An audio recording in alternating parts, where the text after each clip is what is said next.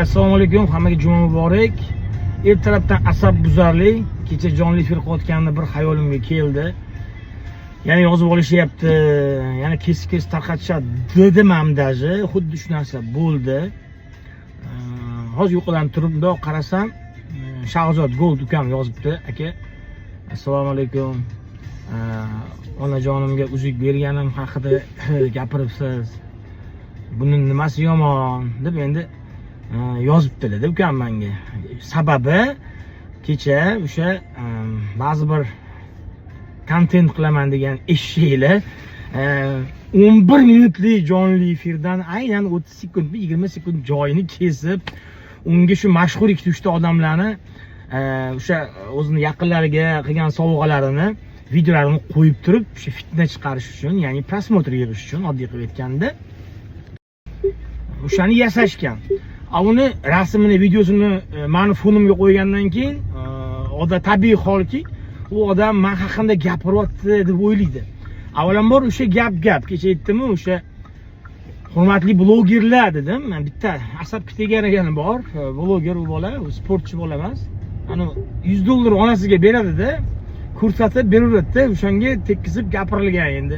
Mayli o'sha adresovni gapirishga ham, umumiy gapirishga ham odam qo'rqib qoldi. Umuman jonli efirdan qo'rqib qoldi. Bundan o'sha heyterlar, boshqalar zo'r foydalanyapsizlar, gap yo'q, amallayapsizlar. 2-3 ta mashhur odamni gaplarini terib turib, unga uni rasmini qo'yib yuboryapsizlar. Shu bilan onasiga kirib ketyapti hamma joy. Lekin men ustuna ariza ham tushdi, xuddi shu mavzu bo'yicha. Men boshqa narsani gapirganman. Bolalar videoda o'sha odamning rasmini qo'yib turib, tarqatgandan keyin u odam uni ko'rib, men o'zimdan so'ramasdan turib, ustimda yozgan. Endi boshqa odam u. Hozirgi holatda esa hozirgi holatda o'sha aytganman kecha. Hali to'lig'ini qo'yaman jonli efirni. Yaxshi bolalar yozib olishibdi, tashlab berishdi. Lentaga qo'yib qo'yaman, lekin yomon gaplar gapirilmagan. Bor narsani aytganman. Chunki ota-onaga qiladigan narsamiz bu dunyodan berib yuborsak ham kam. Uni hada olib chiqib ko'rsatavermaylik. Avvalambor bu yaxshi, to'g'ri. Конечно bu yaxshi, chunki siz bu narsaga erishdingiz. Onangizni, otangizni bir vaqtda sizga berilgan tarbiyasini, sizga ajratgan vaqtini, umrini, samarasini ko'rsatyapsiz. Bu to'g'ri, lekin shuni qila olmayotganlar ham bor-da, ularni ko'nglidan o'tib qolmasmikin degan ma'noda o'zi gapirilgandi. Ya'ni pasil boshqacha bo'lgan, pasil ya'ni yo'naltirish.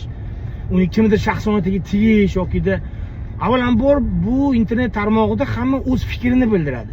Demak, meni fikrim ota-onaga yokida yaqinlarga qilingan narsani video qilish meni fikrimda noto'g'ri. Shuni aytdim xolos. Kimgadir to'g'ri bo'lsa, unga to'g'ri.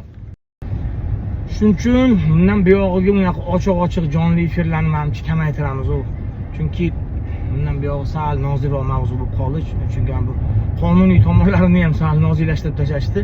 Chiqib o'zingiz fikringizni bildirsangiz, sen davlat xodimlariga xalqqa qayrayapsan degan joylari ham bo'ldi. Men o'zim chaqirishdi ham shu organ xodimlari. Shuning uchun umuman mana bu shaqni shu voqealar bo'lib qoldi bitta-ikkita. Mayli, hozir ularni ham hozir qaysi struktura, qaysi organizatsiyaga aytsam ham yana boshimga balo bo'ladi. Umuman, короче, bosh balodan chiqmay qoldi internet orqasidan.